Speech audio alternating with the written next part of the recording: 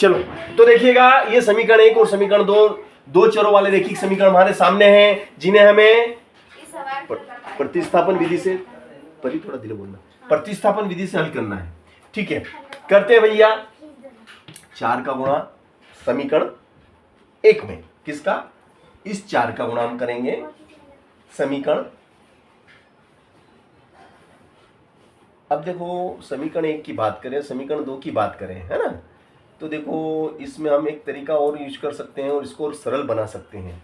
सरल कैसे बन सकता है? जैसे कि ये दशमलव है ना, अब इस दशमलव को हटाया, देखो दशमलव को इसमें से हमने उड़ाया, दशमलव हटेगा तो नीचे कितना आएगा? 1 आएगा ना, 1 दशमलव उड़ता उसका 1 और 1 अंक की 1 0। इसी प्रकार दशमलव उड़ा तो नीचे 1 आया, 1 अंक की 1 0। वाई को हम नहीं गिनेंगे फिलहाल, अभी वाई को हम नहीं ले रहे हैं, है ना। फिर दशमलव उड़ाया, 1 अंक की 1 0। समझ गए मेरी बात को? इसी प्रकार से थोड़ा सा इसको अपन और व्यवस्थित लेते हैं।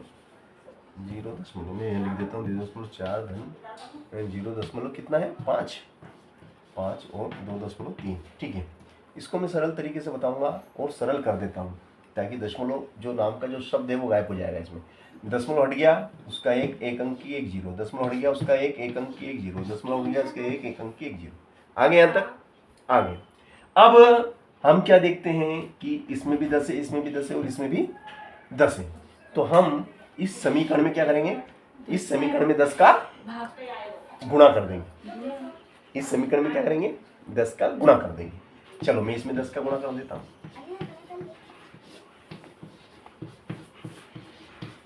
ये मैंने 10 का गुणा करा,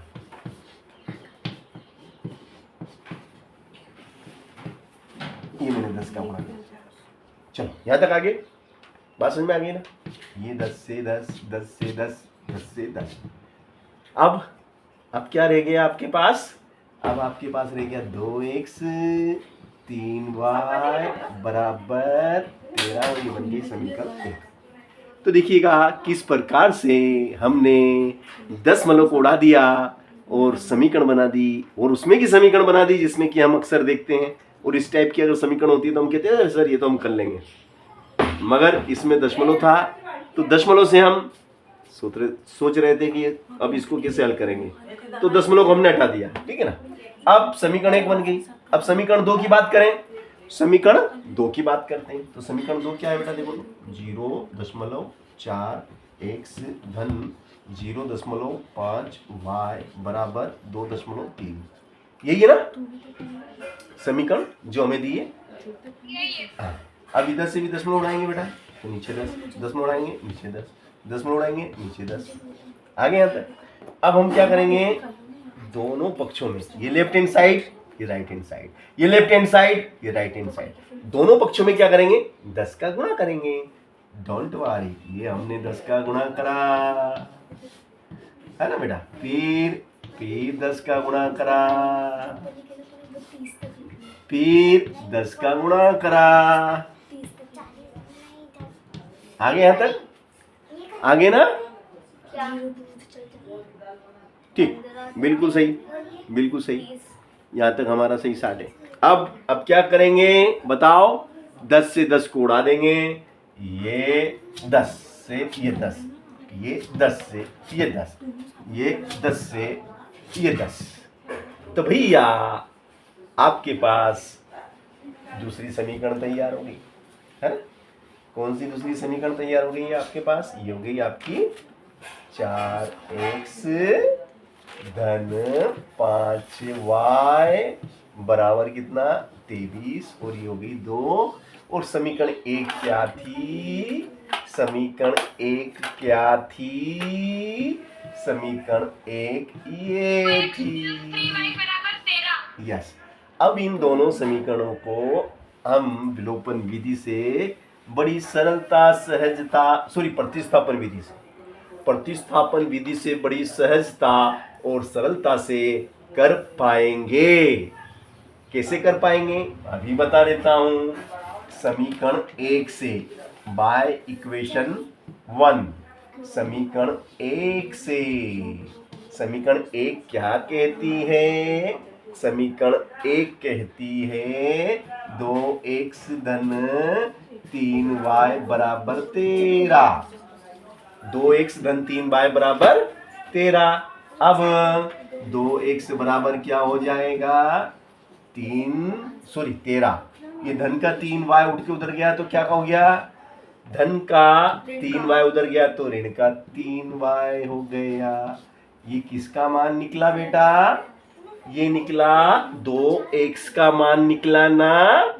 इसको हम क्या बोलेंगे, समीकरण 3 बोलेंगे, है ना। अब समीकरण 4 देखो, समीकरण 4 में देखिएगा, समीकरण 2 से समीकरण 2 से देखो भैया, समीकरण 2 लिख दूं, क्या है बोलो तो। देखिए समीकरण 2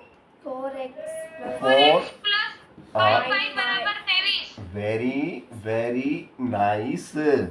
तो देखिएगा 4 को हम क्या लिख सकते हैं, 4 को मैं क्या ऐसा लिख सकता हूं, है ना, yes, plus 5y is equal to 23। अब मैं क्या करूंगा, ये जो हमारे पास में कितना है, ये 2x है, इसकी जगह इसे प्रतिस्थापित कर दूंगा। 2x की जगह किसको प्रतिस्थापित कर दूंगा, 2x की जगह समीकरण 3 से 2x की जगह प्रतिस्थापित कर दूंगा 13, ऋण का 3y धन 5 का 5, ये ऐसा कैसा आ जाएगा बराबर में 23। तो ये प्रतिस्थापन विधि का मतलब यही होता है, एक चर को उठाना है और उसके मान को बिठाना है, तो 2x को उठा दिया और 2x के मान को उसकी जगह प्रतिस्थापित कर दिया, स्थान बदल दिया। अब क्या करेंगे, अब कोष्टक हटाएंगे, है ना। देखिए 13 दूना 26 माइनस 2 तिया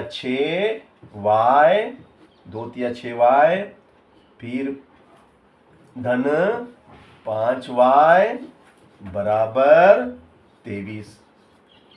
ये हो जाएगा आपका, कितना हो जाएगा भैया, देखो ऋण का 6y तो ऋण के ज्यादा है, ऋण की बड़ी है तो ऋण का बचेगा, धन के छोटे हैं, धन के 5y तो ऋण का 1y बचेगा। अब ये धन के हैं, कुछ नहीं, मतलब ये धन के 26 उधर जाएंगे तो ऋण के 26, तो बताओ बेटा क्या हो जाएगा, ये माइनस y बराबर क्या, माइनस के 3, तो y बराबर कितना है बेटा, यस। अब y का मान कहाँ रखेंगे, हाँ कहाँ, क्या में रखेंगे,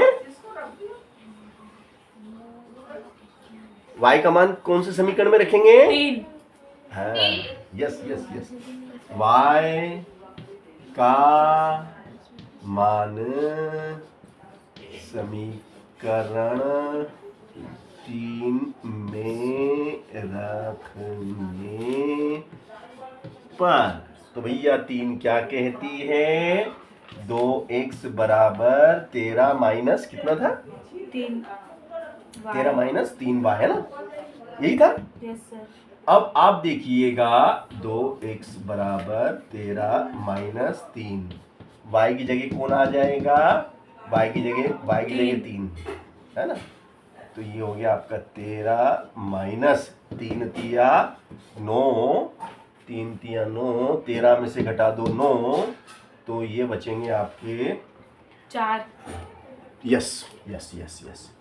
तो ये हो गए भैया आपके 4। इसका मतलब ये हुआ बेटा कि 2 गुणा में तो बटे में 2 आ गए, 2 से 4 कट गया 2 बार, इसका मतलब हुआ x बराबर 2, और यही हमारा उत्तर है, x बराबर 2,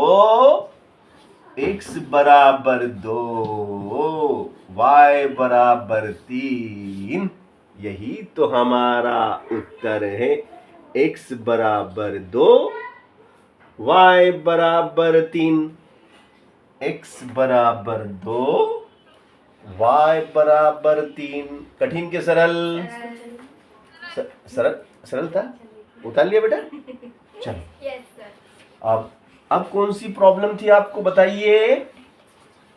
प्रश्न, यदि हम अंश में एक जोड़ दें तथा हर में से एक घटा दें तो भिन्न एक में बदल जाती है। यदि हर में एक जोड़ दें तो यह 1/2 हो जाती है, वह भिन्न क्या है? यस यस, बिल्कुल सही आप कह रहे हैं। मैं लिखूंगा, यदि हम अंश में एक जोड़ दें। 2 मिनट।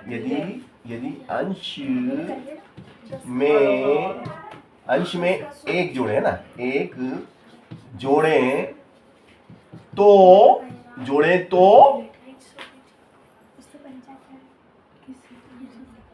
अंश में एक जोड़े तो